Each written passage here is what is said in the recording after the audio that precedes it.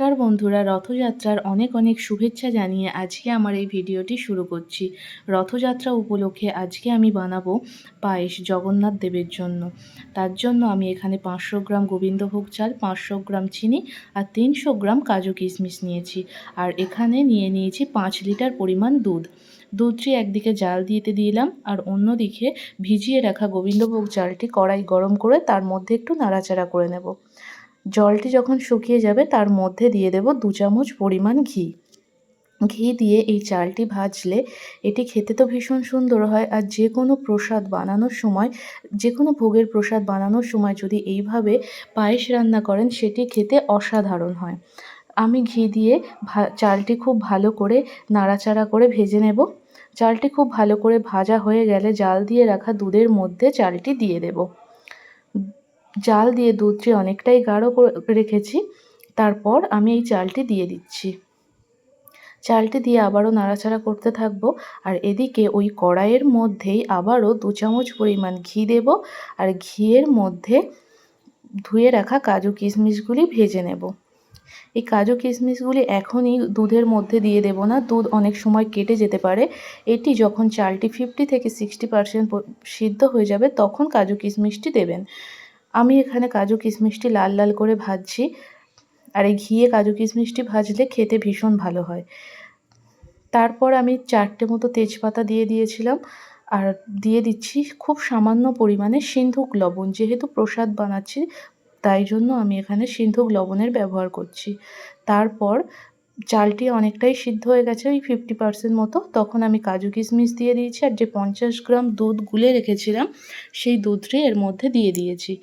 দুধটি দেওয়ার পর একটু নাড়াচাড়া করে নিয়ে তার মধ্যে দিয়ে দিয়েছি 5টি মতো এলাচ, মুখটি ফাটিয়ে দিয়ে দিয়েছি। চালটি যখন 80 থেকে 90% পর্যন্ত সিদ্ধ হয়ে যাবে তখন তার মধ্যে দিয়ে দেব চিনি।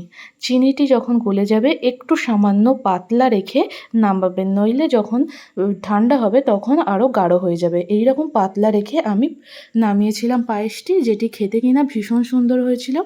আর এদিকে রথযাত্রার জন্য বাড়িতে ছোট একটি রথ সাজানো হচ্ছে। আমি আর আমার মেয়ে সাজাচ্ছি। আর যে ভোগ প্রসাদটি বানালাম আমরা যখন রথ নিয়ে রাস্তায় বেরোবো সেই প্রসাদটি রাস্তার মধ্যে সকল মানুষকে বিতরণ করতে করতে যাব।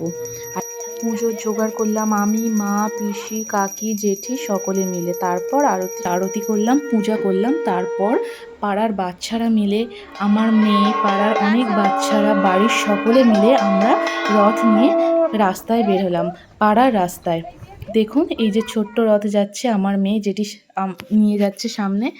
তারপর এরই মধ্যে চলে এসেছিল অন্য একটি ছোট রথ, যেটি বাইরের রথ, সেটিও আপনাদের দেখালাম। রথ তারপর মাসির বাড়ি দিয়ে এসে, মাসির বাড়ি মানে আমার কাকি শাশুড়ির বাড়ি দিয়ে এসেছিলাম। তারপর বাড়িতে ঘুগনি বানানো হলো। এখানে আমি 200 গ্রাম মটর ব্যবহার করেছি আর 2টো মিডিয়াম সাইজের আলু আর মটর প্রেশারের মধ্যে 2টো সিটি দিয়ে নামিয়ে নিয়েছি। দেখুন আলুগুলিও গোটা গোটা আছে, দেখতে গোটা গোটা আছে কিন্তু সিদ্ধ হয়ে গেছে, আর মটরগুলিও সিদ্ধ হয়ে গেছে। আর এখানে নিয়ে নিয়েছি আদা বাটা আর একটা টমেটো। তারপর কড়াই গরম করে 2টি তেজপাতা, 2টো শুকনো লঙ্কা আর গোটা গরম মশলা দিয়ে দিয়েছি। তারপর দিয়ে দিচ্ছি সর্ষের তেল। মশলাটি একটু নাড়াচাড়া করে নিয়ে দিয়ে দেব কুচিয়ে রাখা টমেটোগুলো দিয়ে গ্যাসের ফ্লেমটি একদম লো করে দেব, যাতে টমেটোটি খুব ভালো করে ভাজা ভাজা হয়ে যায়। যেহেতু নিরামিষ বানাচ্ছি তাই টমেটোটা একটু সময় ধরে এভাবে গলিয়ে নিয়েছি। টমেটোটি যখন এভাবে একটু গলে গেছে তখন তার মধ্যে আদা বাটা দিয়ে দেবো। আর যেহেতু নিরামিষ ঘুগনি বানাচ্ছি সামান্য পরিমাণ চিনি দিলে টেস্টটা ভীষণ ভালো আসে। তারপরে দিয়ে দিচ্ছি শুকনো গুঁড়ো লঙ্কা, দিয়ে আবারও মশলাটি খুব ভালো করে কষিয়ে নেব। আমাদের বাড়ি প্রত্যেক বছর এই রথের দিনে এইভাবে নিরামিষ ঘুগনি বানানো হয়। আর এটি দোকানের মতো না, একটু পাতলা, তার মানে ঝোল রেখে বানানো হয়, যেটি কিনা খেতে ভীষণ সুন্দর হয়। বিশেষ করে আমার পিসি শাশুড়ি এটি খেতে ভীষণ পছন্দ করেন। তো আমি বাড়িতে প্রতি বছর এইভাবে ঘুগনি বানাই, সেটি আপনাদের সাথে শেয়ার করলাম। মশলাটি ভাজা হয়ে গেলে তার মধ্যে নুন, হলুদের গুঁড়ো আর সামান্য ধনে গুঁড়ো দিয়ে দিয়েছিলাম। দিয়ে মশলাটি একেবারে কষিয়ে নিয়ে যখন এভাবে তেল ছাড়তে শুরু করবে তখন সিদ্ধ করে রাখা মটর আর আলুগুলি দিয়ে দেব, দিয়ে একটু নাড়াচাড়া করে জল দিয়ে দেব। এখানে আমি 1 গ্লাস মতো জল রেখেছি, যেহেতু আগেই বলেছি ঝোলটা একটু পাতলা রাখবো, তাই এখানে জলেরটা একটু বেশি দিয়েছি। 5 মিনিট মতো ঢাকা দিয়েছিলাম, ওই যে জলটা দিয়েছি যাতে জল ভাবটা না থাকে সেই জন্য। আলু আর বুট তো সিদ্ধই ছিল।